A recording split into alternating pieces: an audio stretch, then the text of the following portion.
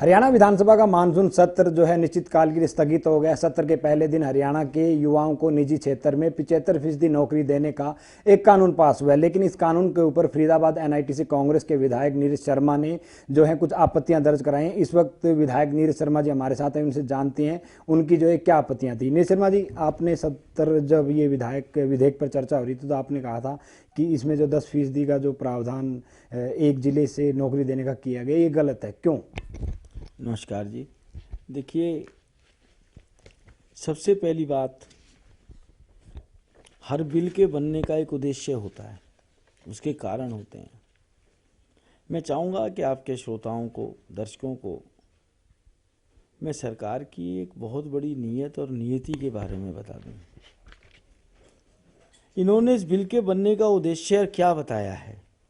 प्रवासी श्रमिकों की एक बड़ी संख्या विशेषतः कम वेतन पर कार्यरत रोजगारों के लिए प्रतिस्पर्धावश स्थानीय आधारिक संरचना, मूलभूत ढांचे व आवास संबंधी सुविधाओं पर महत्वपूर्ण प्रभाव डालती है और मलिन बस्तियों का प्रसार करती है। आप कैसे कह सकते हैं कि जो गरीब आदमी है, मजदूर आदमी है, वो सिर्फ मलिन बस्तियों का ही प्रसार करता है? और दूसरा, आपने 75% का कोटा किया सरकार ने, मैं फेवर में हूं, उसके खिलाफत में नहीं हूं।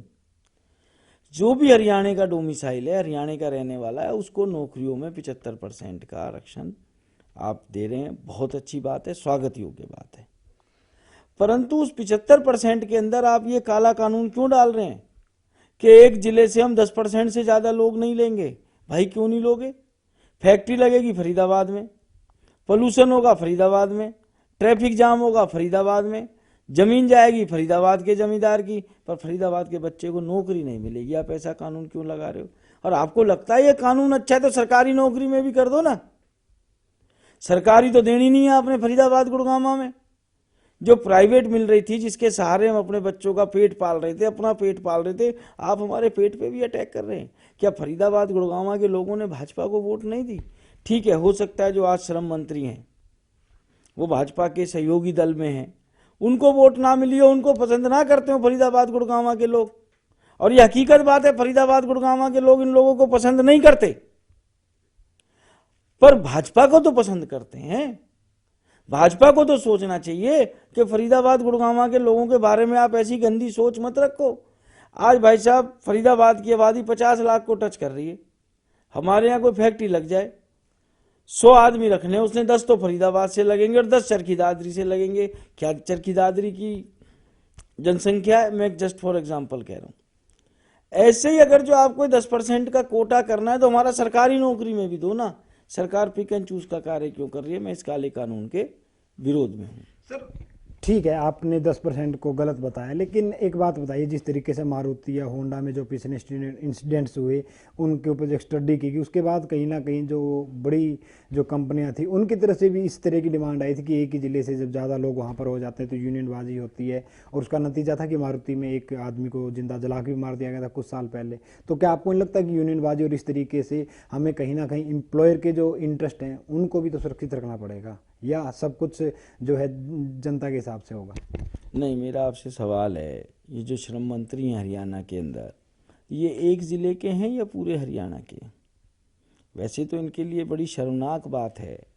हमारी साथी विधायिका हैं नैना चौटाला जी, सदन में उस दिन कह रही थी कि माँ मांग रही है ये चीज दे दो। लानत है, जो आदमी माँ की इच्छा पूर्ति नहीं कर सकता, जनता की उम्मीदों पे क्या खरा उतरेगा? माँ को विधानसभा में 10-10 बार कहने वाला, हम सपोर्ट करने के नहीं ये काम करो, मातृशक्ति कह रही है हमारी, और आप सरकार में बैठे, मंत्री बने बैठे। और सबसे हैरानी की बात है, आपकी माँ आपके महकमे की चीजें मांग रही है विधानसभा में। इसका मतलब आप अपनी माँ की इच्छा पूर्ति नहीं कर सकते, तो एक आम जनता के प्रति आपकी क्या जवाबदेही है? मारुति में वो दुर्घटना हुई, मैं कोई अच्छा नहीं बता रहा हूँ उसको, वो भाई भी मेरे झारखंड का था, प्रवासी था जो मरा था। हड़तालें तो साहब सरकारी डिपार्टमेंट में भी होती हैं। आदमियों की मौतें तो हरियाणा में कई बार सरकारी कर्मचारियों के आंदोलन में भी हुई होंगी। हरियाणा में इससे पहले भी मौतें हुई हैं। और आप श्रम मंत्री हैं, आपने औद्योगिक संगठनों से तो बात कर ली, किसी श्रमिक संगठन से बात करी, फरीदाबाद जिले में रहने वाले लोगों से बात करी? क्या आपने फरीदाबाद गुड़गांव के विधायकों को कॉन्फिडेंस में लिया कि साहब हम आपके जिले के लोगों पर ये छुरा चलाने जा रहे हैं? आज नाना में 8 एमएलए तो फरीदाबाद के हैं, और मैं समझता हूँ 5 एमएलए गुड़गांव के, 13 एमएलए हैं, 40 और 10 50 एमएलए पे सरकार चल रही है। बाकी निर्दलीय हैं वो अलग हैं। भाई साहब 50 में से 13 एमएलए, 4 पाई के 4 पाए, 1 पाया तो फरीदाबाद गुड़गांव का लगा पड़ा इस सरकार में। आप 25% से चर्चा ही नहीं कर रहे हैं। और मैं चाह रहा हूँ मेरे से बात करने की जगह जो ये फरीदाबाद गुड़गांव के, हिसार के, रेवाड़ी के, करनाल के, जमुनानगर के, पानीपत के इन विधायकों से बात करो इंडिविजुअल। मैं सदन में कह रहा था इस पे वोटिंग कराओ, लोगों को चेहरा तो पता लगे उन्होंने चुना किसको है। आप सिर्फ एक दल के लिए, जिस दल से आप चुनाव जीते हैं उसके लिए अपने लोगों से धोखा कर दोगे, उन यूथ से धोखा कर दोगे जिन्होंने आपके चुनावों में दिन रात काम किया। अब हम बात करते हैं सर निकिता हत्याकांड की। आपके इलाके के ही बल्लभगढ़ में वो जो कुछ हुआ है, उनका एक दर्दनाक हादसा बोलेंगे इसको। लेकिन उसके बाद कहीं ना कहीं जो बीजेपी सरकार है वो लव जिहाद, हिंदू मुस्लिम की राजनीति के ऊपर आ गई। आपको नहीं लगता कि इस मामले में कहीं ना कहीं पुलिस सुधार और पुलिस की संख्या बढ़ाने की ज़रूरत है, पुलिस रिफॉर्म्स होने चाहिए? लेकिन बीजेपी तो लव जिहाद का नाम लेकर इसके ऊपर कानून बनाने की बात कर रही है। क्या लव जिहाद पे कानून बनने से इस तरह की इंसिडेंट रुक जाएंगे? साहब मैं तो कह रहा हूँ लव जिहाद छोड़ो। और क्या लव जिहाद है उस इलाके की? मैं सबसे पहली बात ये कह रहा हूँ, और ये मेरी विनती है कि इस मामले में आप जो भी कुछ रिकॉर्ड करें उसको पूरा दिखाएं। कभी कभी एडिटिंग करते में बात की मूल भावना ख़त्म हो जाती है। बात लव जिहाद की नहीं है। मैं तो कहता हूँ किसने रोका है आपको कानून बनाने से? आज आप सरकार में दुनिया भर के कृषि को लेके, मजदूरों को लेके आप काले कानून बना रहे हैं। आप बहन बेटियों की रक्षा के लिए आगे क्यों नहीं बढ़ा रहे हैं? इसका मैं सिलसिलेवार आपको जवाब देता हूँ। क्या ये बहन बेटी के लिए सच्ची श्रद्धांजलि है?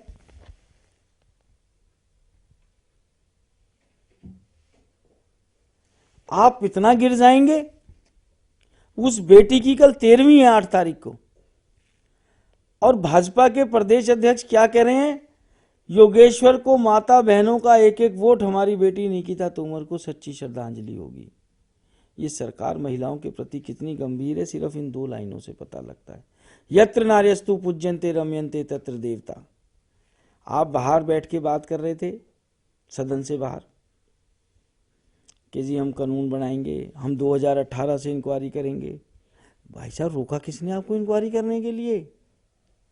और इंक्वायरी आप क्या कर रहे हैं? आईवाश आपने एसआईटी बनाई। मैं कल सदन में भी बोला कि एसआईटी आपने बना ली एसीपी लेवल की, जबकि ऑलरेडी आ रहा है कि 2018 के अंदर डीएसपी लेवल का अफसर इसमें इन्वॉल्व था, उससे सीनियर अफसर इसमें इन्वॉल्व था, जिसकी अध्यक्षता में आपने एसआईटी बनाई है। आप उस एसआईटी को आईजी या एडीजीपी लेवल पे क्यों नहीं बनाते हैं? तीसरी बात, आपने बोला क्या जरूरत है सुरक्षा बल बढ़ाने की? सुरक्षा बल बहुत है, 65,000 कम नहीं होता। जरूरत है उस सुरक्षा बल को सही जगह इस्तेमाल करने की। वो सुरक्षा बल सत्ताधारी नेताओं और मंत्रियों के आगे पीछे घूमने के लिए नहीं है।